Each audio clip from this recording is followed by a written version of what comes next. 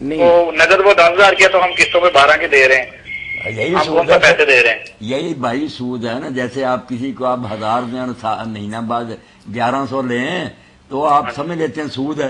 وہی بات ہے کہ چیز اب آپ سمجھ رہے ہیں کہ 1000 کی ہے، مگر ایسے 1000 کی وجہ سے کہتے ہیں نا کہ مہینہ جو تجھ کو دے رہا ہے اس کے 1100 لے گا.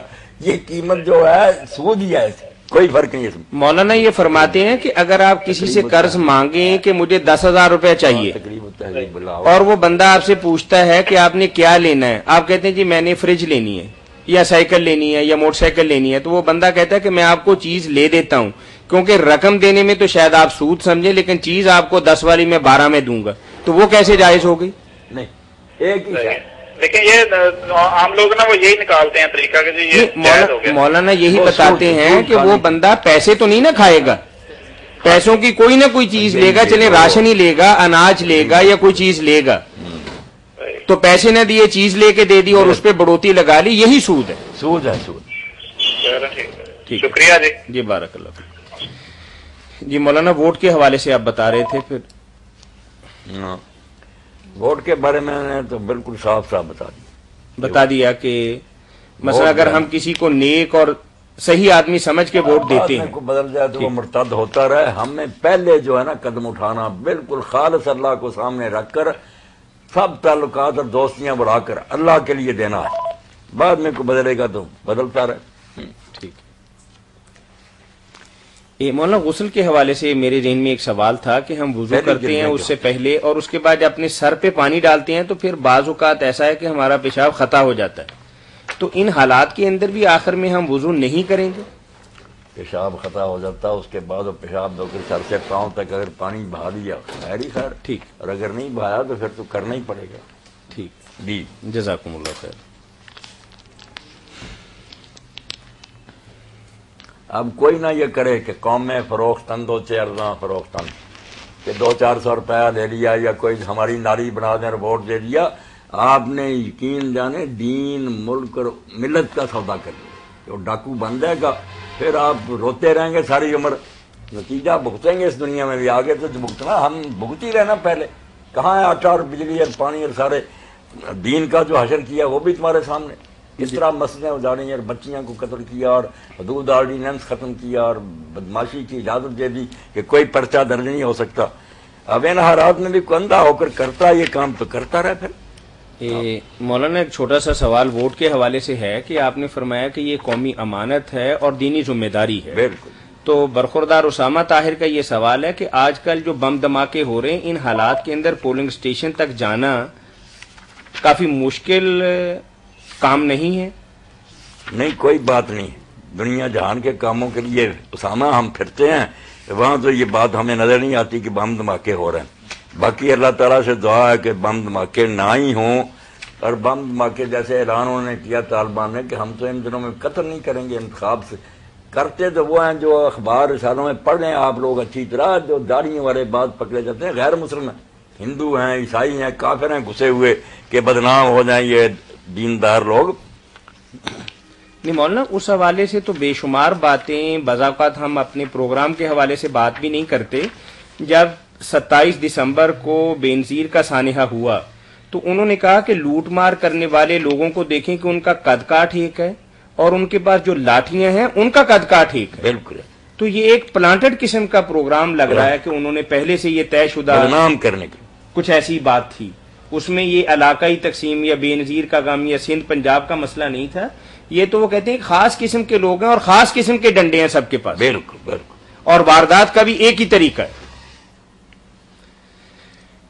مولانا نے فرمایا کہ ووٹ ڈالنا چاہیے کیونکہ بم جو ہیں یہ صرف پولنگ سٹیشن پر نہیں، مارکیٹ کے اندر، بازار کے اندر بھی اور بس کے اندر بھی ہو سکتا ہے. اس لیے ڈرنا بھی نہیں چاہیے اور ان کو اتنا موقع بھی نہیں دینا چاہیے اور آپ کو ووٹ کے لیے نکلنا چاہیے. مرنا ہوگا نا تو جیسے قرآن مجید میں آتا نا کہ انہوں نے کہا تھا منافقوں نے کہ اگر یہ لوگ جو تھے ہماری بات مانتے رسول اللہ اور ان کے ساتھی میدان عہد میں نہ جاتے تو کیوں مرتے. اللہ نے کہا تم گھروں میں بیٹھ رہو، جب موت آئے گی تو روک کر دکھانا، دروازے بند کر لو، جب موت کا وقت آئے گا روک لینا. بیوقوفوں سمجھتے نہیں کہ موت اللہ کے ہاتھ میں اس کا وقت لکھا ہوا. اس لیے کیا فائدہ ایسی بےہودہ باتیں سوچنے کا. جو کرنے کا کام ہے تم وہ کرو، باقی اللہ پر چھوڑو. ٹھیک ہے. یہ طلاق کے حوالے سے مولانا ایک سوال ہے کہ طلاق انسانی زندگی کے اندر 3 دفعہ موقع ہے، 3 دفعہ، ٹھیک ہے، اور خلا جو ہے اس کا کتنی دفعہ موقع ملتا ہے بندے؟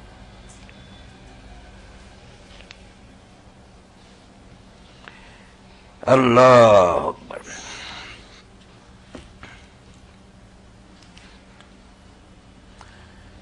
خلا کو بھی زیادہ امام اور عالم تو سمجھتے ہیں کہ وہ طلاق ہی ہے، صرف ایک معاوضہ دے کر دی جاتی ہے، مطالبہ عورت کی طرف سے ہوتا. وہ تو پھر 3 بار ہی موقع دیں گے نا، اسی طرح جس طرح دوسرا. باقی امام احمد ابن حنبل ابن تیمیہ اور جیسے امام ابن حزم بھی کہتے ہیں کہ یہ وہ طلاق وغیرہ نہیں ہے، یہ ایک الگ بات ہے. طلاقیں اگر کوئی دے گا طلاق کے لفظ سے اور اپنے گھر میں بیٹھ کر وہ ہے.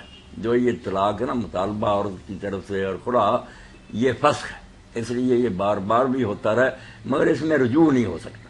جیسے طلاق کے بعد نا کہ مدت دی گئی آدمی کو کہ واپس لے سکتا، یہ نہیں.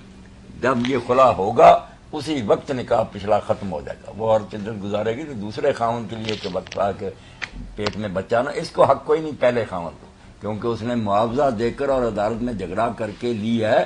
اگر رجوع کا حق ملا جائے پھر اس کے پہلے کیا ریلیف ملا اس کو؟ رجوع نہیں. اگر وہ عورت راضی ہو جائے دوبارہ ان کا نکاح ہو سکتا، اسی وقت بھی ہو سکتا، جب بھی کرنا چاہے کر سکتا. دوسرا اگر کوئی کرنا چاہے گا تو پھر عورت عدت گزار کر کرے گی. یہی خاوند اگر کرنا چاہے ابھی خلا ہوا کوئی نہیں کر سکتا، یعنی اس کی کوئی تعداد بھی مقرر نہیں؟ تعداد کوئی نہیں مقرر. یہ تو عورت راضی ہوتی جائے گی تو یہ کرتے جائیں گے تو ان کی مرضی. روز اگر یہ ڈرامہ ٹھیک ہے، یوں ان کی مرضی. ٹھیک ہے مولانا، ہمارے پاس سوال کافی عرصے سے نکاح کے اپنا طلاق کے حوالے سے 2-3 پڑھے ہیں، اگر اجازت ہو تو میں کریں.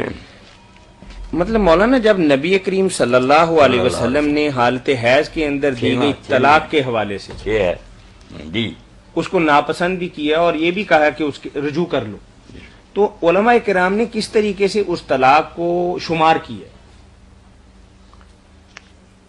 علماء کرام نے جو دینی طلاق کی نا وہ لوگوں کو نہ سمجھائی ہے نہ اس پر رہتے ہیں. یہ تو چھٹی کوئی نہیں، چھٹی چلے جی. جو طلاق دین نے سکھائی نا، اگر وہ یہ سارے اپنے گروہوں کو سمجھا دیں تو کہیں کسی جگہ بھی پریشانی نہ ہو. اب غلط طلاق جب کو دیتا تو کچھ لوگ کہتے ہیں دی غلط ہے مگر ہو گئی ہے، یہ اصول بنا لی. یہ بات نہیں ٹھیک، اسی سے ساری خرابی ہوئی ہے. جب اس نے دروازہ صحیح چابی سے نہیں کھولا، دندانے ہی ہیں نہیں، یہ ٹوٹے ہوئے کیسے کھلے گا؟ یہ مثال سمجھیں. شریعت نے جب چیزیں مقرر کی ہیں کہ حیض کے دنوں میں طلاق نہ دے، پاک بھی ہے تو مباشرت نہ کی ہو، ایک وقت میں ایک طلاق دے، ہر چیز گواہ دو موجود ہوں. جب ان کا لحاظ ہی نہیں کیا طلاق کیوں شمار کرنی؟ کوئی نہیں گننا اس کو. نہیں، اب اس حالت کے اندر ہمیں بھی بعض اوقات لوگ سوال کرتے ہیں، کہہ دیا کریں آپ کوئی طلاق نہیں ہے. کوئی نہیں ہے. اچھا، وہ پیریڈ کے جس کے اندر بندہ اپنی بیوی کے پاس گیا ہو اور طہر کے دن ہو، اس میں اگر کوئی بندہ طلاق دیتا ہے تو صحیح شریعت اسلامیہ کی روح سے کیا وہ طلاق واقع ہو جاتی؟ نہیں، وہ بھی نہیں ہوتی. یہ باتیں جو میں نے بتا دی نا، کسی ایک کی کبھی اس نے لحاظ نہ کیا. نہیں، اب جو مطلب ہم جس مطلب چاروں فقہ ہیں نا جس پہ ہم عمل کرتے ہیں، کسی نہ کسی ایک چاروں فقہ عمل کرنے کا ہمیں کوئی حکم نہیں. بالکل کہیں دین میں نہیں آیا کہ چاروں فقہ.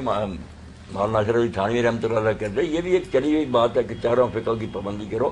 کہتے ہیں کہاں دین میں کوئی دلیل ہے کہ حق ان نہیں ہے؟ ان کے باہر اتنے امام اور عالم گزرے ہیں، وہ ان کے پاس حق نہیں تھا.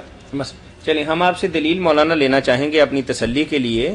تو کیا کون سے امام یہ بات کہتے ہیں کہ اگر ایسا طہر جس کے اندر بندے نے مقاربت کی ہو اس کے اندر دی ہوئی طلاق جو ہے وہ طلاق واقع نہیں؟ اس کے لیے محلہ ابن حزم کافی، ایک بات پر انہوں نے مورچہ لگایا. صرف یہ کہ یہاں وہ بھی غلطی کھا گئے کہ اکٹھی 3 ڈیٹ ہو جاتی، یہ ان کی بات غلط ہے. باقی سب ٹھیک ہے کہ حیض میں دی ہوئی طلاق کوئی ان کے ہاں بھی 3 ہی ہیں. 3 انہوں نے کہا 3 اس میں وہ